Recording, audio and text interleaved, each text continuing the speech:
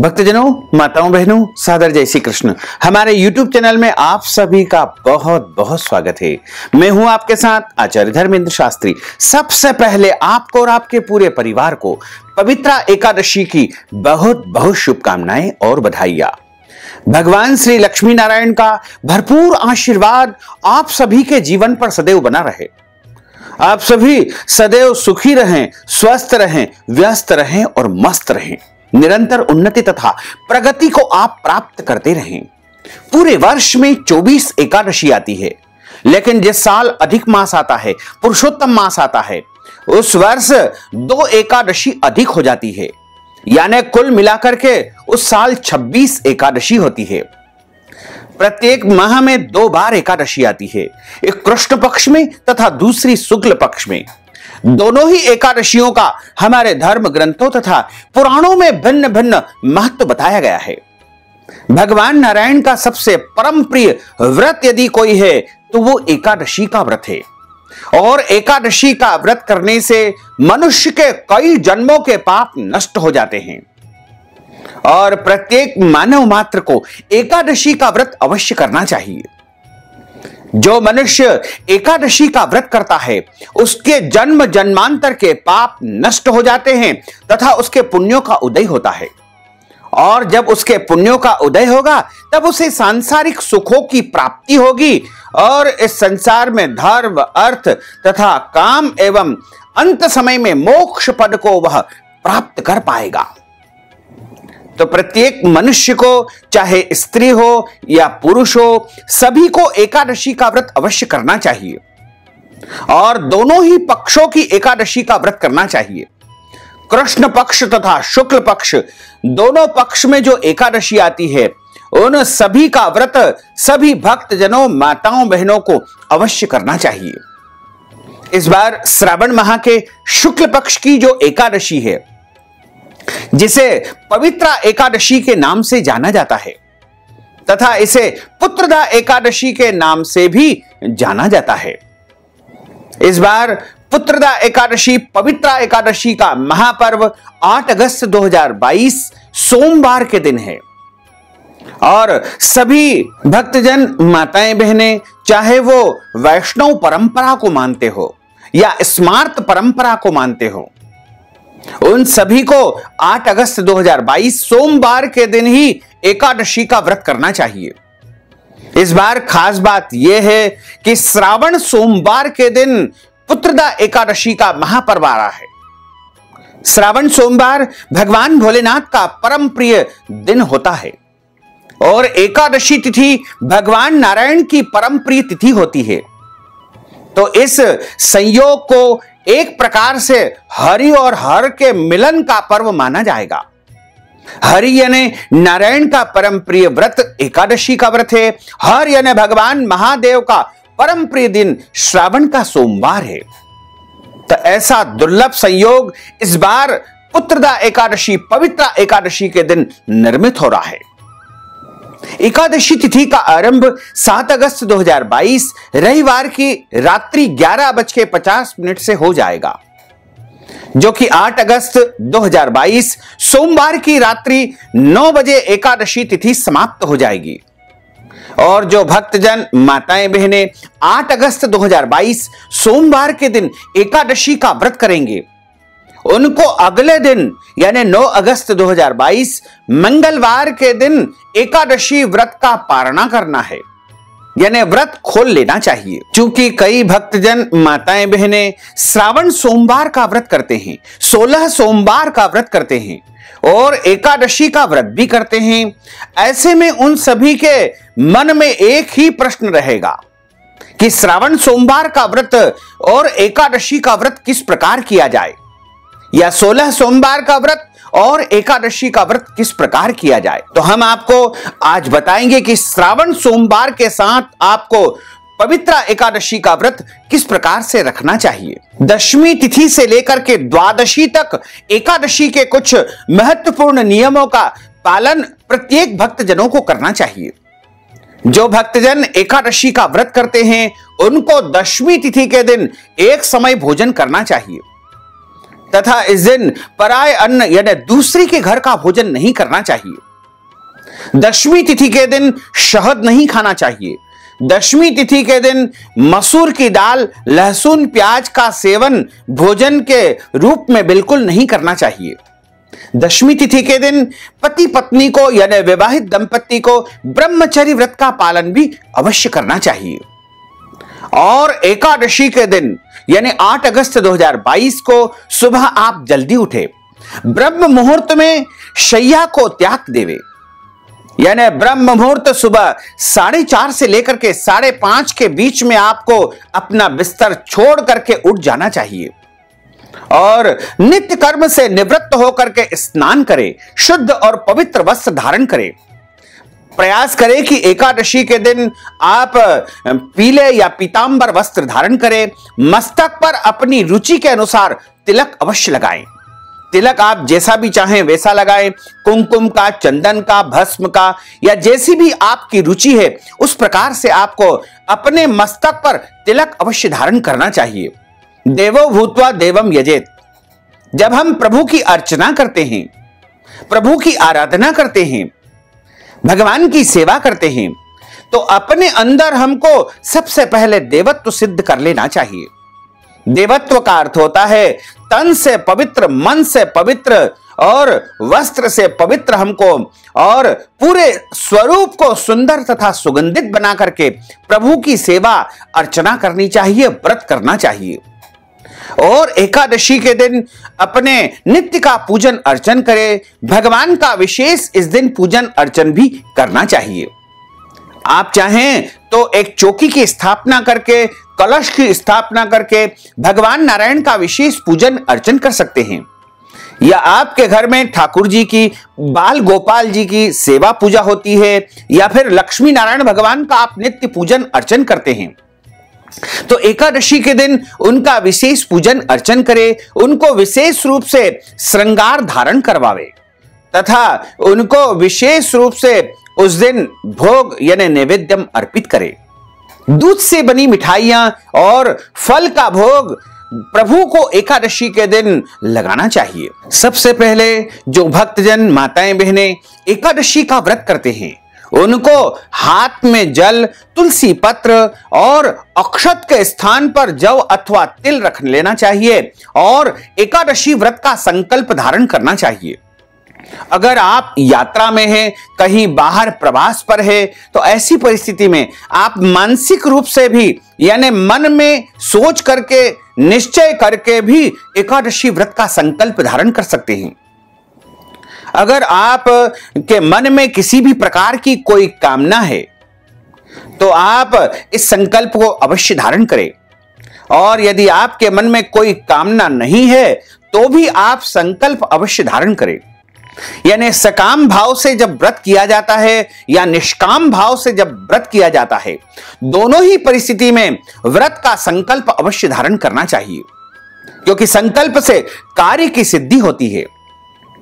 और एकादशी व्रत जो करता है उनको उस दिन अन्न का सेवन बिल्कुल नहीं करना चाहिए।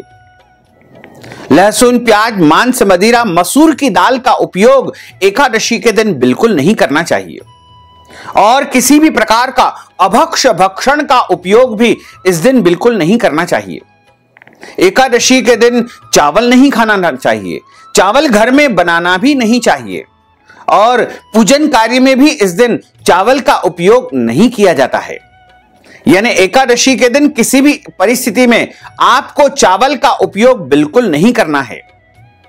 दशमी के दिन भी चावल का उपयोग नहीं करना चाहिए। यानी दशमी और एकादशी दोनों ही दिन चावल का परित्याग आपको कर देना चाहिए। एकादशी के दिन जो फलाहार किया जाता है या फलाहार बनाया जाता है वह शुद्ध दूध की वस्तुओं से निर्मित करना चाहिए, या फिर फल ही सर्वोत्तम फलाहार माने गए हैं। गाय का दूध और फल जो कि सर्वोत्तम फलाहार के रूप में माने जाते हैं। इसके अलावा अन्य जो भी फलाहारी वस्तुएं होती है जो शुद्ध और सात्विक हो, उनको आप फलाहार के रूप में उपयोग कर सकते हैं। साथ ही ध्यान रखें कि कभी भी मनुष्य को यानी भक्तों को असमर्पित वस्तु का उपभोग नहीं करना चाहिए। यानी जो भी वस्तु आप अपने लिए स्वयं बनाते हैं, जैसे फलाहार बनाते हैं या कोई भी वस्तु बनाते हैं, तो पहले प्रभु को भोग धरावे, यानी प्रभु को समर्पण कर देवे। उसके बाद अपने लिए उस वस्तु का उपयोग अथवा प्रयोग आपको करना चाहिए। इसी तरह एकादशी व्रत के फलाहार में हल्दी का उपयोग बिल्कुल नहीं करना चाहिए। और एकादशी का जो व्रत करता है उसको दाढ़ी कटिंग शेविंग बिल्कुल नहीं करना चाहिए। शरीर के अंग के कोई भी बाल काटना अथवा कटवाना वर्जित माना जाता है। और एकादशी के दिन आपको जो है नाखून भी नहीं काटना चाहिए, क्योंकि एकादशी और श्रावण का सोमवार दोनों ही एक साथ है। तो कुछ हमारी प्राचीन मान्यताएं हैं, उसमें बताया हुआ है कि जो माताएं बहनें होती है उनको इस दिन बाल नहीं धोना चाहिए। हालांकि हमारे धर्म ग्रंथों और शास्त्रों में इस प्रकार का कोई भी वर्णन नहीं आया है। चूंकि हमारी प्राचीन मान्यताएं हैं, अतः उनका आपको पालन करते हुए व्रत से एक दिन पहले बाल धो करके अपने शरीर को शुद्ध और पवित्र आपको बना लेना चाहिए। तथा एकादशी के दिन आपको जो है साधारण रूप से स्नान आदि नित्य कर्म करके भगवान का पूजन अर्चन करके और व्रत का संकल्प धारण करके व्रत आरंभ कर लेना चाहिए। एकादशी के दिन तुलसी जी के पत्ते आप तुलसी जी से आज्ञा लेकर के तोड़ सकते हैं। कभी भी बिना स्नान किए या चप्पल जूते पहन करके तुलसी जी से पत्ते आपको नहीं तोड़ना चाहिए। साथ ही चूंकि एकादशी का व्रत बिना तुलसी जी के अधूरा माना जाता है, इसलिए आप आज्ञा लेकर के यानी तुलसी माता के सामने खड़े होकर के पहले बोल देवे कि आज एकादशी का व्रत करने जा रहा हूं या करने जा रही हूं, अतः मैं आपसे आज्ञा प्राप्त करना चाहता हूं कि आपके पत्ते मैं तोड़ करके पूजा में प्रभु के लिए उपयोग करूंगा। इस प्रकार आप तुलसी जी से पत्ते तोड़ सकते हैं, कोई दोष नहीं लगेगा। साथ ही आपको इस दिन तुलसी जी का पूजन अर्चन करना चाहिए। तुलसी जी में जल भी आपको अर्पित करना चाहिए। तुलसी जी के यहां दीपक भी आपको लगाना चाहिए। साथ ही यदि आप पुष्प तोड़ते हैं तो पुष्प के सामने पहले हाथ जोड़ करके प्रार्थना करें, उसके बाद पुष्प आप तोड़ सकते हैं, कोई दोष नहीं लगेगा। लेकिन ध्यान रखें, श्रावण का सोमवार है, इसलिए आपको इस दिन बिल्व पत्र बिल्कुल नहीं तोड़ना चाहिए। एक दिन पहले ही आपको बिल्व पत्र तोड़ करके रख लेना चाहिए, क्योंकि बिल्व पत्र साक्षात भोले बाबा का, शिव जी का स्वरूप माना जाता है। तो श्रावण सोमवार के दिन बिल्व पत्र तोड़ना वर्जित माना गया है। श्रावण सोमवार हो या फिर एकादशी हो, ब्रह्मचर्य का पालन अवश्य करना चाहिए। झूठ नहीं बोलना चाहिए, क्रोध नहीं करना चाहिए, वाद विवाद नहीं करना चाहिए, लड़ाई झगड़ा बिल्कुल नहीं करना चाहिए। घर आए हुए याचक, भिखारी अथवा जरूरतमंद व्यक्ति को कुछ न कुछ दान पुण्य अवश्य ही करना चाहिए। उसे खाली हाथ बिल्कुल नहीं लौटाना चाहिए। अपनी शक्ति तथा सामर्थ्य के अनुसार आप उसे कुछ न कुछ दान अवश्य करें। साथ ही आपके घर में जन्म अथवा मृत्यु का यदि सूतक लग जाता है तो ऐसी अवस्था में, ऐसी परिस्थिति में आप पूजन न करें, आप व्रत अवश्य करें। व्रत के समस्त नियमों का भी आप पालन करें।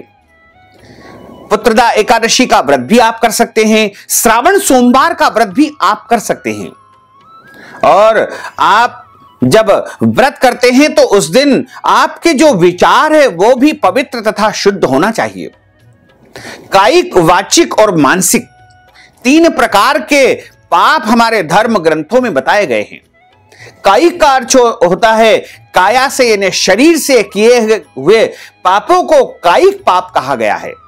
वाचिक पाप का अर्थ होता है वाणी से हम यदि किसी का दिल दुखाते हैं, वाणी से यदि गलत शब्दों का उपयोग करते हैं, वाणी से अगर हम झूठ बोलते हैं तो इसे वाचिक पाप कहा जाता है। इसी प्रकार मानसिक पाप भी कहा गया है, यानी मन में यदि हम गलत विचार उत्पन्न करते हैं, गलत विचारों के माध्यम से भी पाप हो सकता है।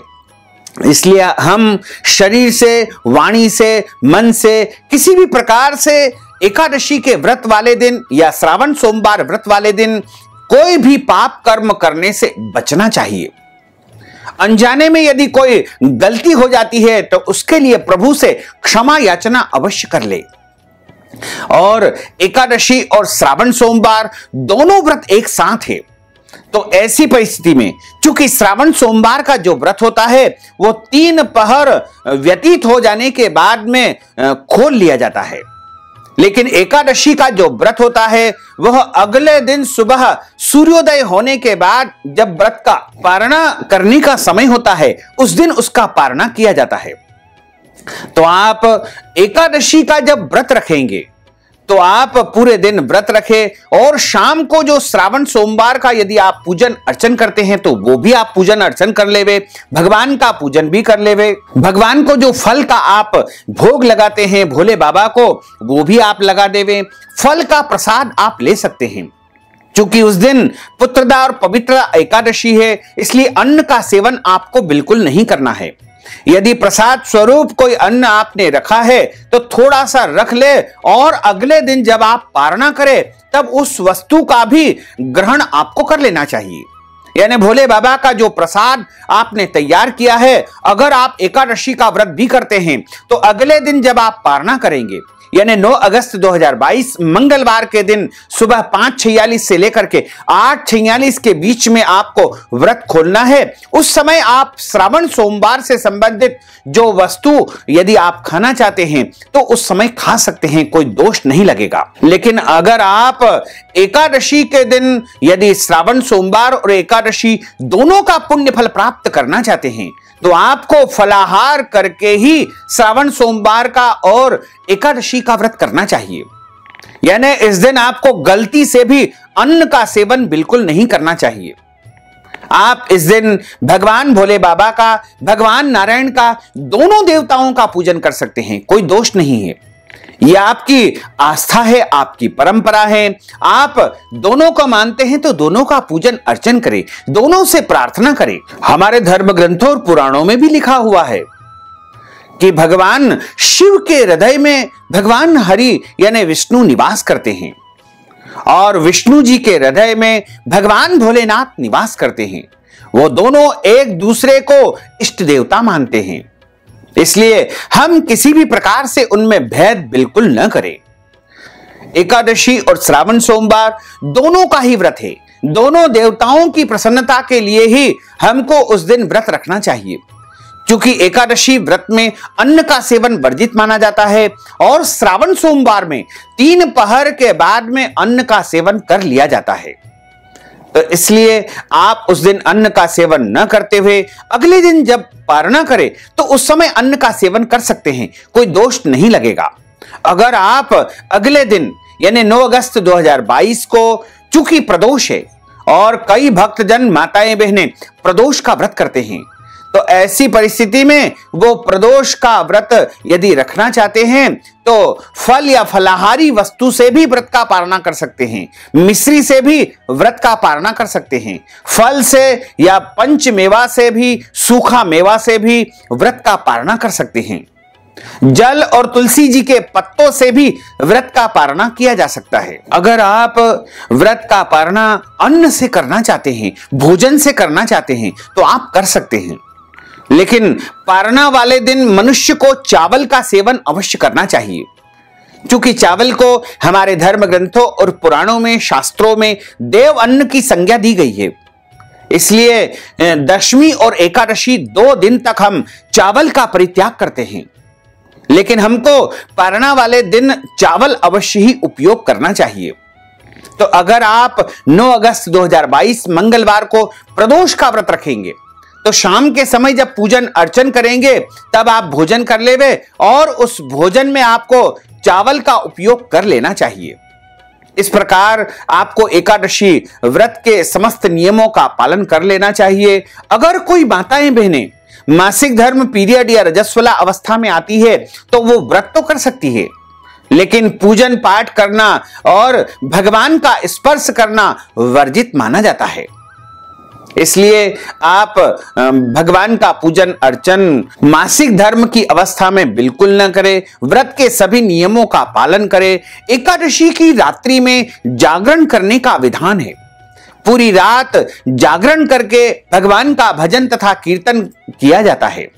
भगवान के पवित्र स्तोत्रों का, जैसे गोपाल सहस्त्रनाम का, विष्णु सहस्त्रनाम का या फिर अन्य पवित्र स्तोत्रों का पठन पाठन इत्यादि किया जाता है।